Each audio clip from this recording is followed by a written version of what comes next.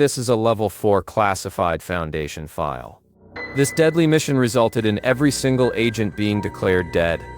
Unlike any other anomaly, the gateway was a single cybernetic eye. It leads to a terrifying anomalous city literally born from flesh.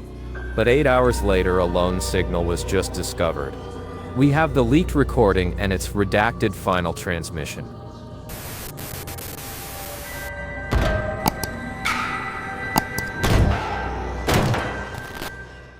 For most, survival is an abstract camping concept. We practice skills we never expect to need. For an SCP-Foundation agent, it is a job. Hellish dimensions tear holes in our known reality. The Stillborn City is one such nightmarish proposal.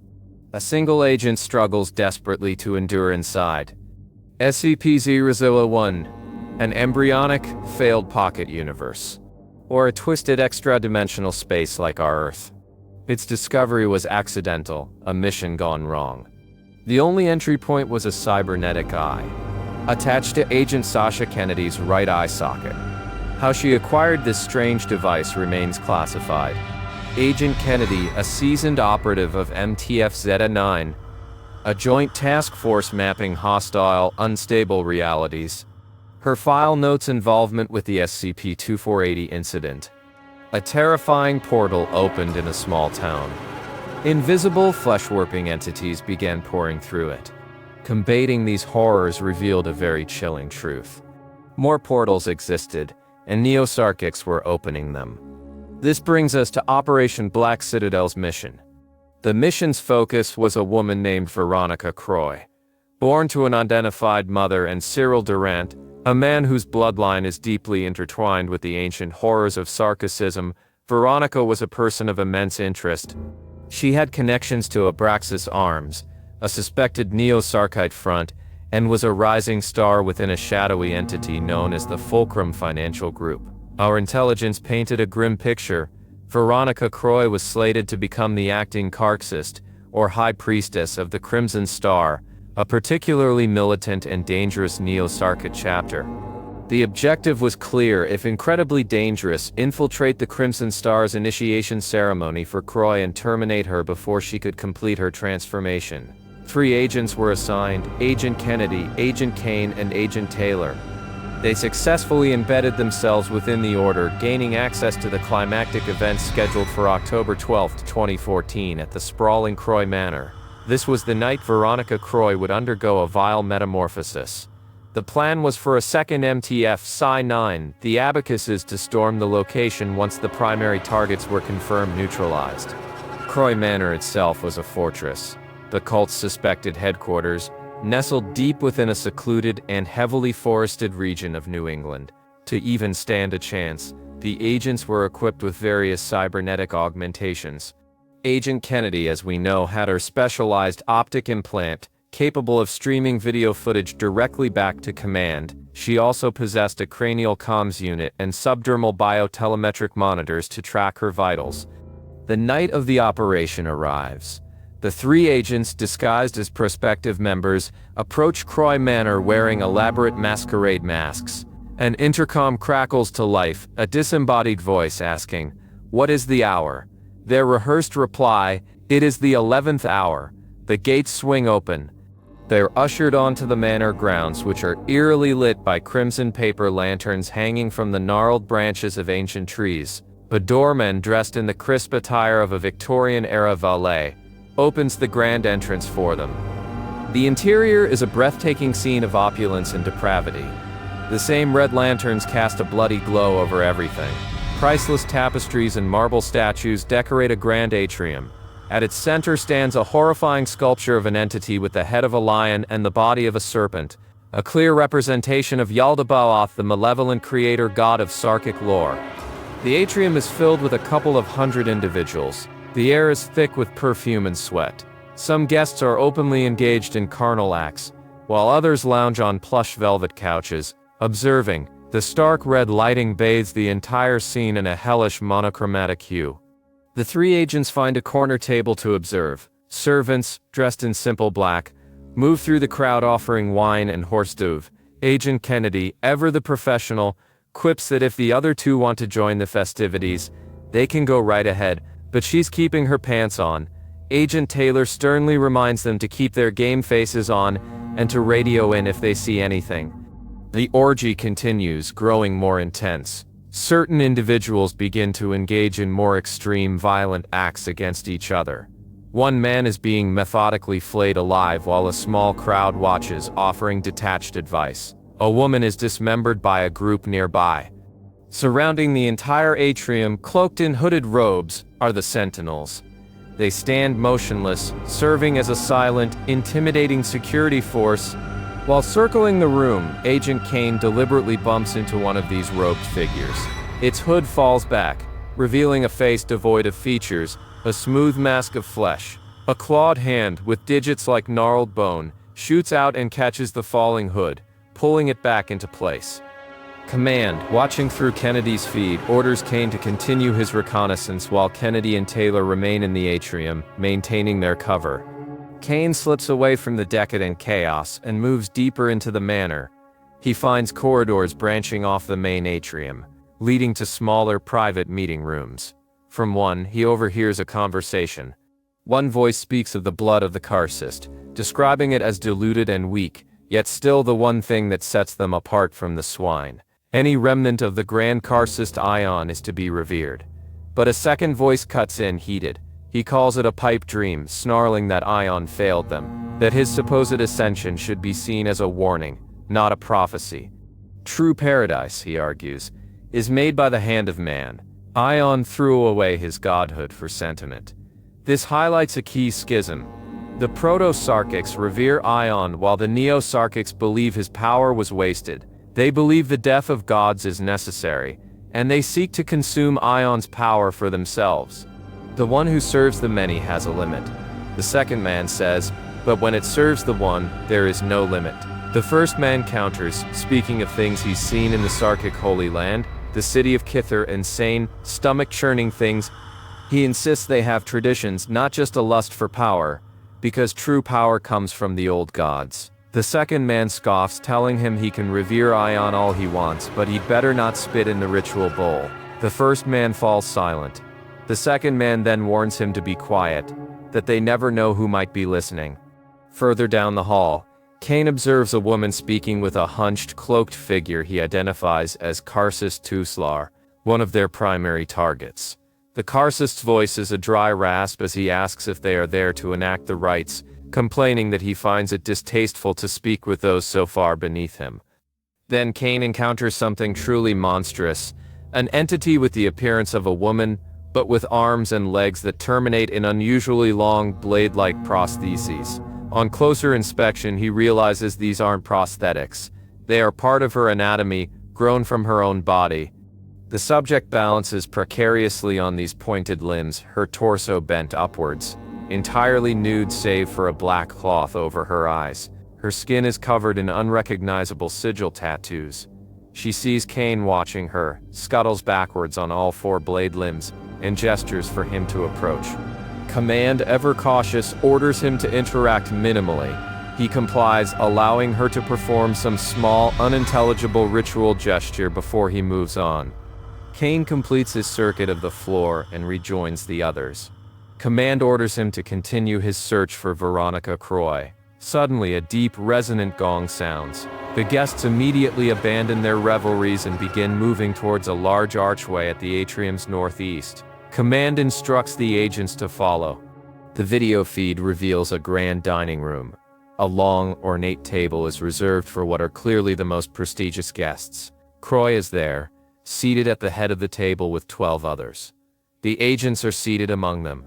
Servants enter and serve the main course, a cut of meat that looks like roast beef, served with chateau potatoes. Agent Kane takes a bite, remarking that it tastes more like pork, before a horrifying realization dawns on him. He discreetly disposes of the rest of his meal. Kennedy, however, forces herself to consume the entire portion to maintain her cover. Taylor refuses to eat, merely sipping his wine. Throughout the meal, the agents engage in conversation, gathering intelligence. All the guests at this table were either born into or married into families whose Sarkic power dates back centuries. At least 2 of them are high-ranking politicians. One owns an arms manufacturing company that is a regular contractor for multiple governments. At least 3 are major players in the financial sector, controlling massive hedge funds. One is a partner in a law firm specializing in high-stakes negotiations between nation-states. The true extent of their collective wealth is unknowable. One conversation reveals that this elite group maintains private fighting rooms, where they engage in brutal combat that often leads to grave injuries or death. It seems the Sarkic upper class is just as prone to schemes and backstabbing as any other. Croy herself reportedly achieved her position after the assassination of her predecessor. The gathering also includes delegates from other anomalous groups of interest, the Hunter's Black Lodge, the Esoteric Order of Dagon, and the Church of the Broken God. The gong sounds again. The ceremony is about to begin. The guests rise and proceed back into the atrium where the lion-headed statue of Yaldabaoth is now gone, revealing a dark descending staircase. The agents follow the others down. The air grows cold and damp. A thick red organic substance coats the walls of the descending tunnel. It connects to a vast subterranean structure, a chamber that feels more biological than architectural. They continue through a hallway that opens into a massive cavern, the Chamber of Apotheosis. The walls here are constructed from bone and skulls. The chamber is designed like an amphitheater, large enough for hundreds of cultists to comfortably occupy staggered tiers, all facing a central basin. Above the basin, gagged men, women, and children hang upside down from chains. Below them is a large, pulsating object resembling a chrysalis. Karsus Tuslar stands before the basin and begins to chant in an unintelligible guttural language. 2 servants approach the captives, holding ornate scythes. They use them to tear the gags from the victims' mouths. The captives begin to scream and plead. Without hesitation, the servants use their scythes to saw open their throats. Intelligence later identified several of the victims as political dissidents, investigative journalists, and rival business owners. Blood pours from the victims, bathing the chrysalis, which begins to pulse with a sickly light. The cultists begin to vocalize, a droning, harmonic chant, similar to throat singing. The chrysalis convulses violently, appearing to be torn apart from the inside. The chanting grows louder. The video feed from Kennedy's implant begins to distort. Tuslar dips a ceremonial bowl into a pool of burning oil and raises it high, crying out for the Grand Carxist to be reborn and for Carxist Sakharov Veronica Croy to arise. The chrysalis bursts open. The entity that emerges is quickly identified as Croy, but she is horrifically transformed. She now stands on 3 long, chitinous legs. Her lower body is a segmented insectoid horror, while her upper body is composed of white and black kitten. She possesses 2 massive raptorial arms, but her pale humanoid upper torso, head, and face remain. The order is given, execute. All 3 agents draw their sidearms. 3 shots from Agent Kane's weapon strike Tuslar in the back. He collapses. The ceremonial bowl of burning oil topples, splashing across the floor and igniting Croy's long hair. She screams, a sound of pure agony, and raises her raptorial arms, which now end in serrated claws resembling those of a crab. 2 robed hostiles charge Agent Kane. One of Croy's claws lashes out, slicing clean through his midsection. Kennedy and Taylor begin a fighting retreat back towards the atrium, with the monstrous Croy in hot pursuit. Kennedy provides covering fire for Taylor as he plants explosive devices along the stairwell. The detonation collapses much of the staircase, spreading fire to the ceiling and surrounding walls. Several cultists are killed in the blast, buried under an avalanche of marble and splintered wood. 4 more robed humanoids charge at the agents, running on all 4s like animals. Kennedy shoots one, drawing the attention of the pack. They swarm her, their hoods falling away to reveal pale, naked flesh and faces dominated by toothy, gaping maws. One leaps onto Taylor, and its maw clamps down on his head. Blood sprays across the ground and onto Kennedy's face. She screams Taylor's name, but as she wipes the blood from her eye, she sees the creatures feasting on his eviscerated corpse. She opens fire, killing the one on Taylor and wounding the others as they screech and scatter into the smoke. MTF PSI-9 is ordered to storm Croy Manor and secure the scene. Kennedy sees the fire spreading, consuming the manor. The floor groans and collapses beneath her. She and the pursuing Croy, along with dozens of other Sarkic entities, fall into the widening chasm. Kennedy's video feed comes back online. She observes Croy rising from the rubble, climbing vertically up the walls of the pit. Her skin is blackened and burned, but she secretes layers of chitinous material to seal her wounds. Kennedy finds cover and fires several shots, wounding Croy and causing her to fall back into the rubble. The video feed distorts violently as the walls of the collapsing structure begin to pulse and shift. The very architecture is alive. Apertures in the wall tear open like gaping organic maws. Kennedy fires again. A bullet strikes Croy squarely in the forehead, rocking her head back. Simultaneously, massive fleshy tendrils erupt from the mouths opening in the walls. They lash out from the lower levels, coiling around Croy, pulling her down into the darkness. Command gives the final desperate order for an aerial strike to completely obliterate the building. Kennedy screams something unintelligible, and her video feed goes black. The airstrike is successful. The tendrils, the remaining cultists, Agent Kennedy, and Croy Manor itself are all annihilated, leaving nothing but a smoldering crater.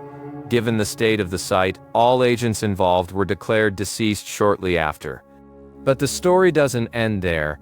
Approximately 8 hours after her presumed death, a signal is detected. It's the biotelemetric transponder of Agent Kennedy.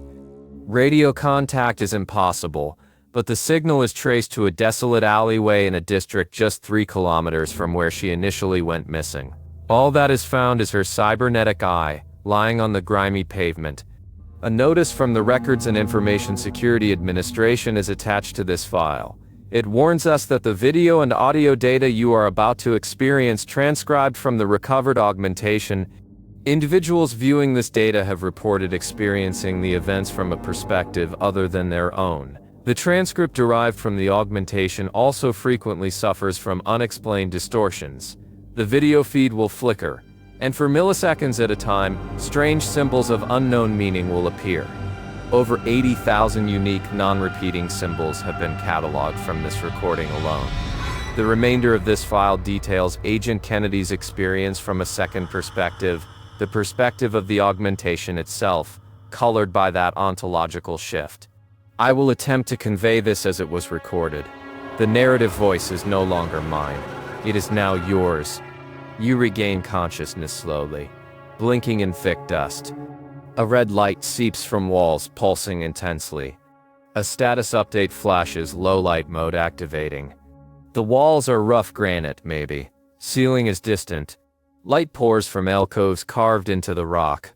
You cough, a dry, racking, difficult sound. The floor is cool stone. A long tunnel trails off into swallowing darkness. There's no one here, no cultist, no monsters.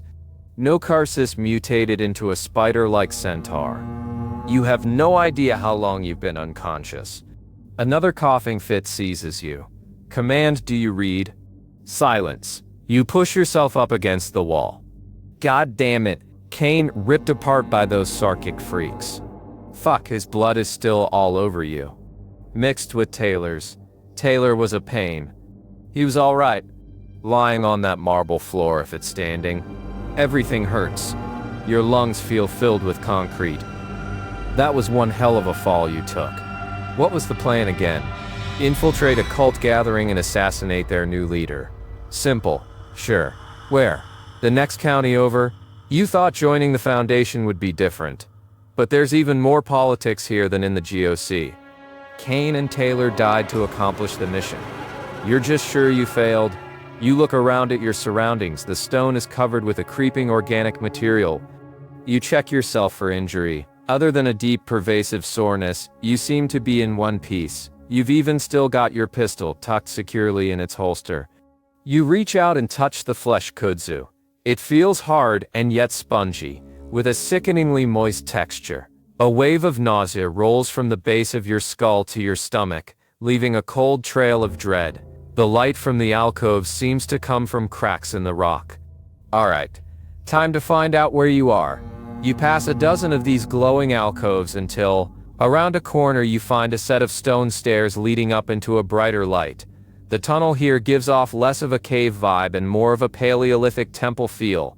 Loose stone tiles are used for flooring. Strange symbols are carved into the faces of the stone blocks. You stumble on a loose tile, kicking up a small cloud of stone dust. But the air all around you is already thick with it. Command, this is Agent Kennedy. Does anybody read me? You're trying the radio again, requesting immediate evac from wherever the fuck I am. On top of whatever is going on, I've got no food or water. Any help would be appreciated. Nothing. What did you expect? That there'd be a rescue team waiting for you at the bottom of a Sarkic hell pit. The air is thick with something else too.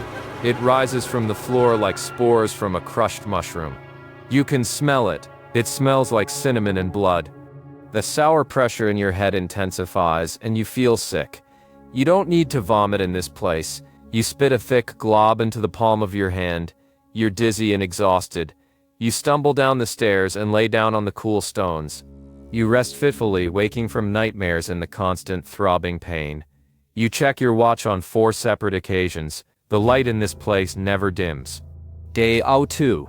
You know it's day 2 because of the mission timer on your augmentation's display, dutifully counting the seconds. Outside this stairwell, nothing has changed.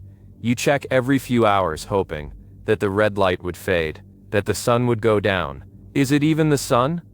All you see is an endless expanse of red dust and those scabby vines of teeth and viscera. The dust makes you cough, but you're going stir-crazy. No radio contact for nearly 48 hours. You need to find something to eat, something to drink. So here you are standing at the edge of a vast courtyard, staring out into the dust storm. It blocks out anything more than a few meters away. You're not gonna end this by wishing it. Working under the assumption that nothing is getting through, you mutter to yourself, but for posterity's sake, I am leaving a record. You wonder if they can even hear you. If they can't, how can they come find you?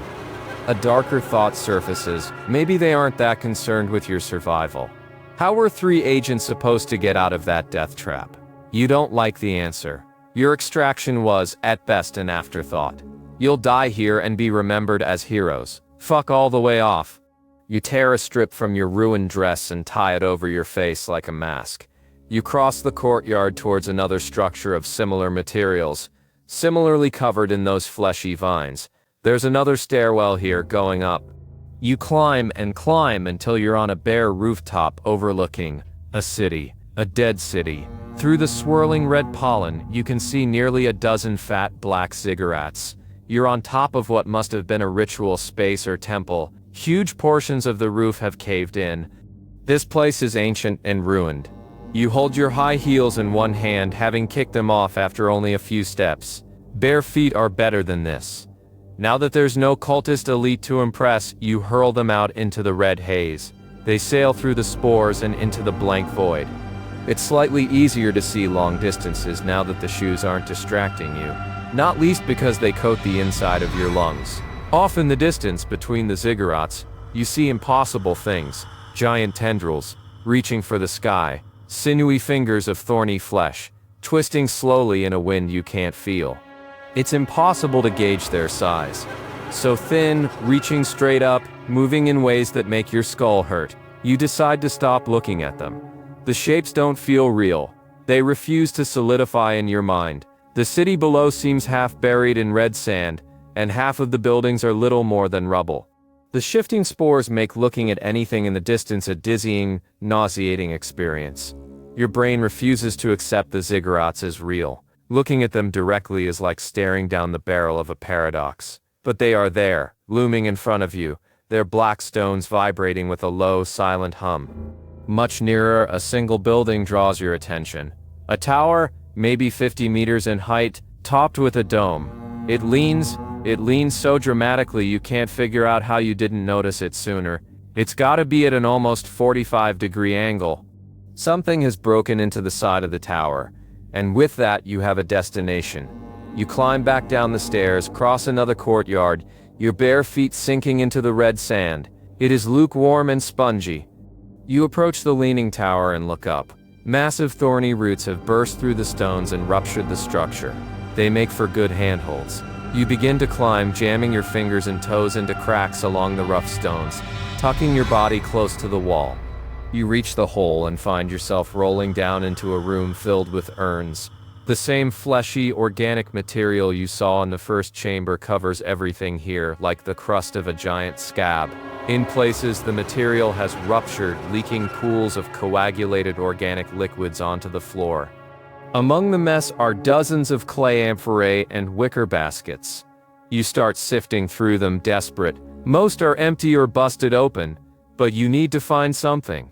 After several minutes of frantic searching, you have found a total of 3 amphorae that are still sealed. One contains a thick, viscous honey. The other 2 contain some sort of wine. You're about to sample the honey, knowing full well you should be looking for water, when you hear a voice. It whispers from somewhere inside the room. It speaks in a language you don't recognize. "Hello? Say again?" You call out, but you still can't make out the words.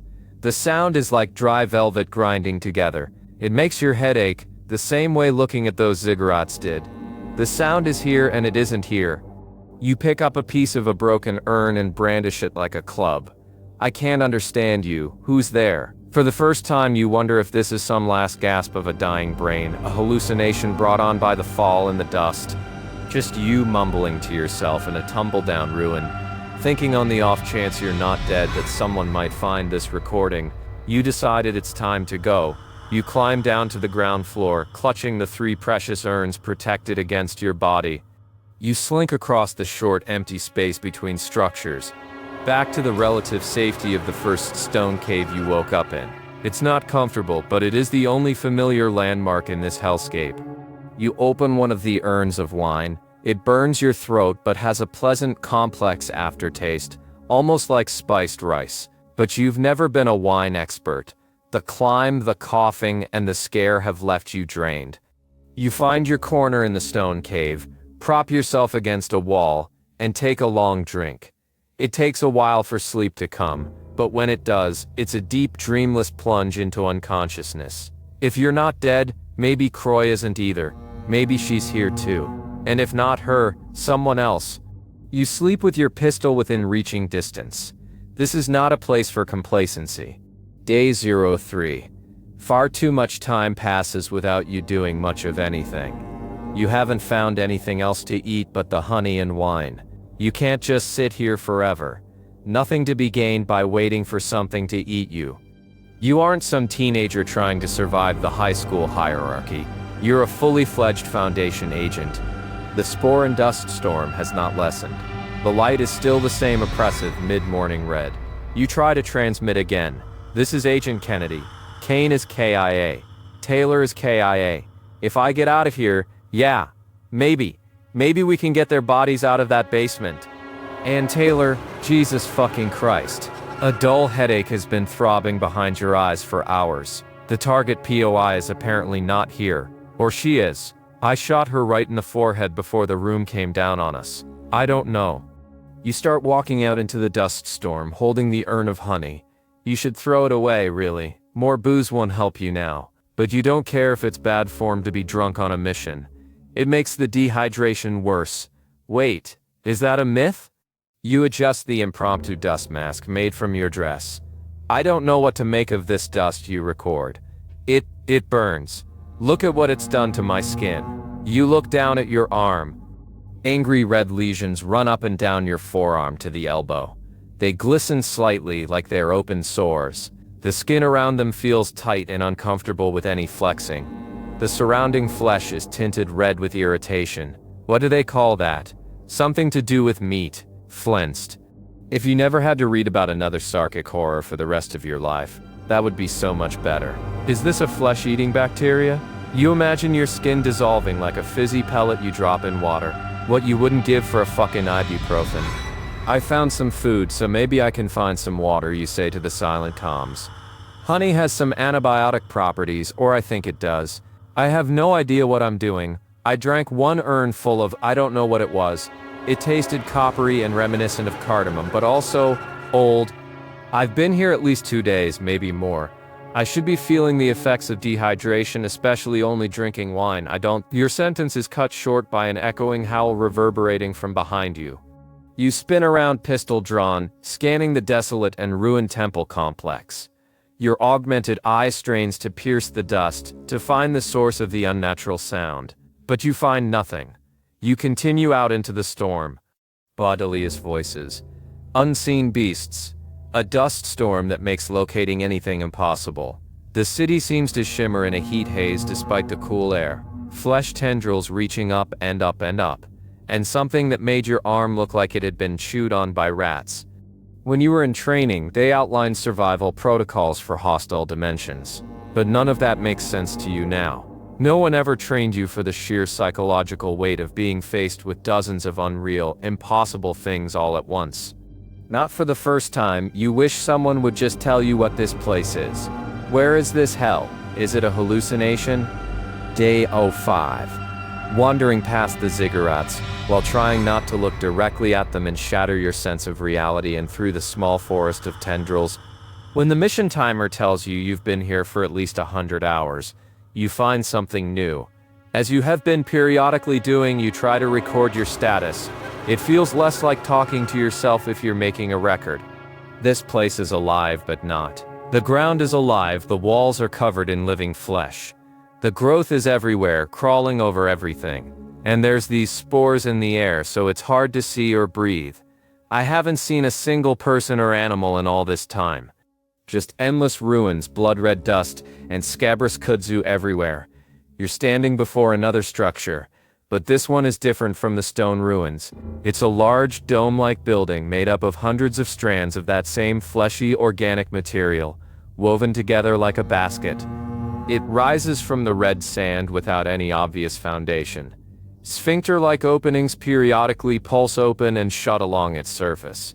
You feel like you've seen those openings before on the fleshy walls of the manor at the end.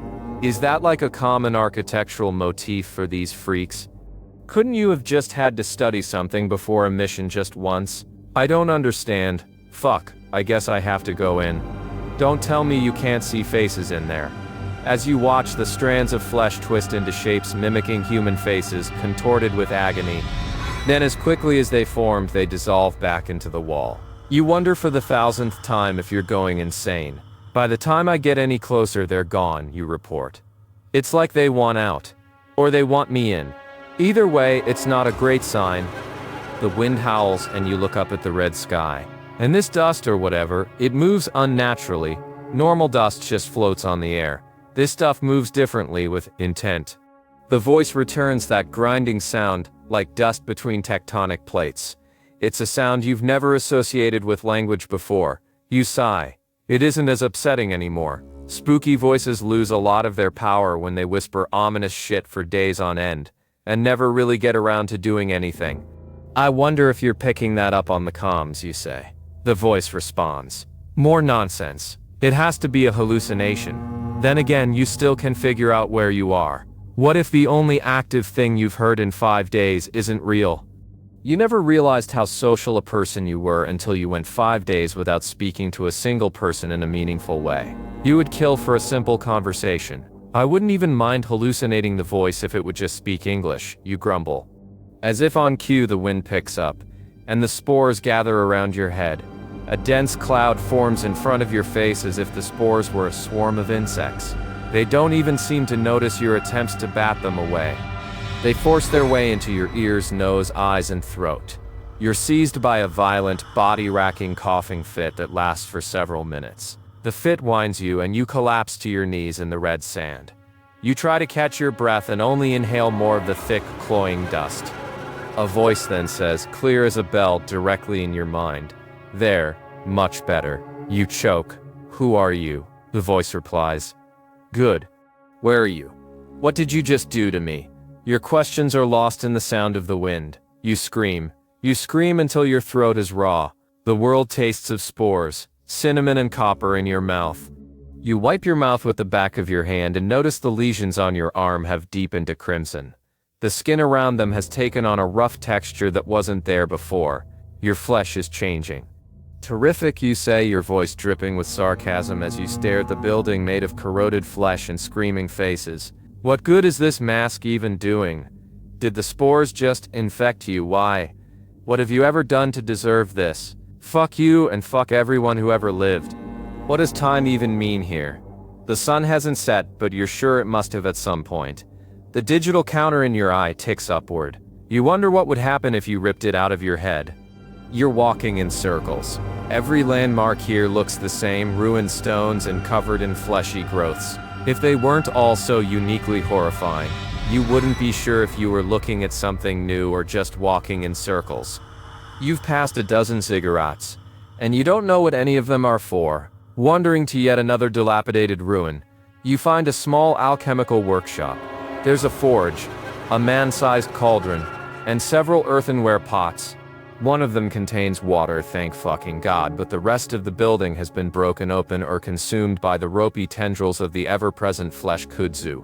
You climb to the second floor, encountering a small living area. Against one of the walls is a wooden chest. Inside you find a robe of material that feels like wool. You shed your tattered, blood-stained dress and wrap the crimson robe around your skin. At the bottom of the chest you find a pair of sandals made of some sort of leather with a simple clasp. They fit? You feel ridiculous, but the robe is better than nothing. You consider resting, but other than new clothes, what's the point? You're wearing the clothes of someone who died 1,000 years ago. The sandals are at least less uncomfortable than bare feet. But the robes are still strange. You're dressed like a bloody monk in a Sarkic hellscape. But this place has offered so little comfort, you'll take what you can get. So you continue up the stairs. The top floor must have been a library, crammed to bursting with scrolls. At the far end of the room, a table sits pushed up against a broken window. And at the table, seated in a chair, is a figure holding an unfurled scroll. As you get closer, you realize the figure is a suit of empty bronze armor, posed as if reading. There's something familiar about it, but every image you've seen of someone wearing this type of armor shows them with swords and shields, not sitting in a library. This armor lacks the fancy greaves and guards on the forearms and legs. This is like a practical soldier's version of armor from the Bronze Age. The visor is up, and you look inside. The empty helmet is sitting in the pose of a contemplative scholar, but the neck of the armor is bent and torn, the metal flanging outwards like whatever ripped its way out was in a hurry. Whatever happened, it was a violent escape. You imagine a body inside, some respectable knight, ripping through teeth and bone, and then through the bronze, tearing that like paper too. You notice a pool of dried blood on the floor under the armor, presumably belonging to the owner. You touch the dried flakes and pull your finger into your mouth. Tastes like iron. You see a sword leaning against the chair. It's a simple, unadorned gladius. You reach for it, a new weight in your hand. Actually, then you see it. A thin trail of organic material connecting the armor to the flesh kudzu on the floor, climbing up the legs of the chair and into the suit itself. The armor isn't empty, it's filled with the stuff. You jerk your hand away from the chair, still holding the hilt of the sword. The armor is just a shell for this biomass. You hastily wipe down the hilt with the hem of your new robe. What the fuck happened to them? Was whatever this is a person who tried to wear it, and that's what is left of them in there. You look out the window of the ruined building at the hundreds of meters of ropey flesh that make up this city. Was it all just roots of a tree bursting up and over a retaining wall? Were they all grown from this one man and he just vomited up bile and fleshy bits as they grew out of him? Maybe this is all that's left of the people who used to live here. Maybe they got what was coming to them. Bunch of flesh-crafting maniacs. You feel hot and flushed with a sudden violent anger. You rush down the stairs until you're free of the building. Your heart rate is elevated, your hands are sweaty. That was too much. How could there be so much you couldn't understand? Armed now, with a sword from the long dead and a scroll you can't read, you tie the scroll to your waist and walk back out into the spores. Day 08. Is there any building still standing here? You find another one, this one long and open like a small warehouse. It's made of stone, but still covered in that endless fleshy vine. The walls are inlaid with reddish bricks. The growth squirms as you pass. Inside, a group of humanoid figures are gathered in a circle. They're surrounding a symbol that has been carved into the floor. Their voices are muffled by the distance and the wind.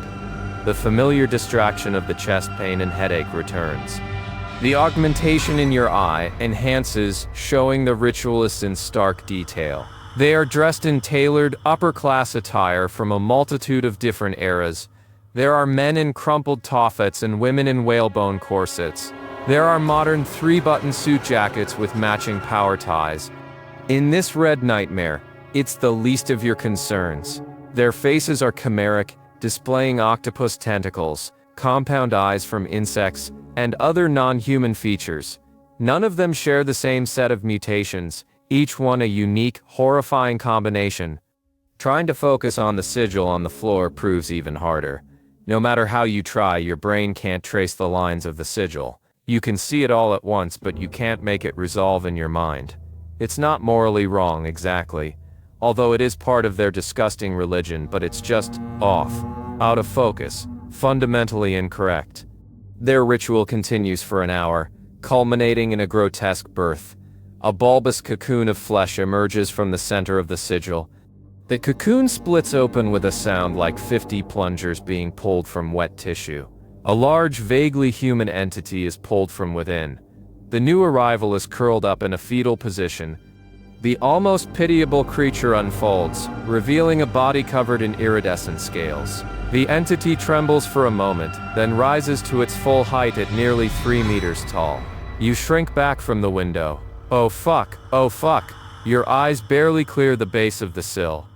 The creature opens its mouth and lets out a single nonsense word. A flash of light erupts from the sigil. Your implant overloads, feeding you several layered images of the room at once. You feel a familiar, terrifying sensation. You fall and start seizing. You are completely aware as an electric fire ignites at the base of your skull and works its way down your spine. It's the worst pain you have ever felt. Worse than when you were shot that time in Budapest. The smell of your own vomit is impossible to ignore. Lying on your back, you feel your grip on the situation slipping. The spores in the air circle around you. You find yourself adrift in a sea of red dust and bones and dead insects, until you're floating above your own body, looking down on yourself. You have the sense of being watched from all directions at once. And you hear a sound, the song that all flesh makes, the melody of life. It sounds like sinew healing around bone and reattaching to muscle. Like a baby searching for a home in its mother's breast. Like the life cycle of every creature on Earth, all at once. Then you are back on the ground where you fell. The aura is fading, leaving you exhausted and sore. As the pain pulses through your muscles, you crawl away from the window. You can't bear to look in that room again. You switch off the augmentation, plunging your world into blurry, unassisted vision. What the fuck just happened? It seems that Agent Kennedy is not having a great time in whatever this place is. Sarkic hell, or perhaps Sarkic heaven. We already know how she gets out, but there's still quite a bit of her journey left to cover. She has yet to accomplish something truly impossible while in there.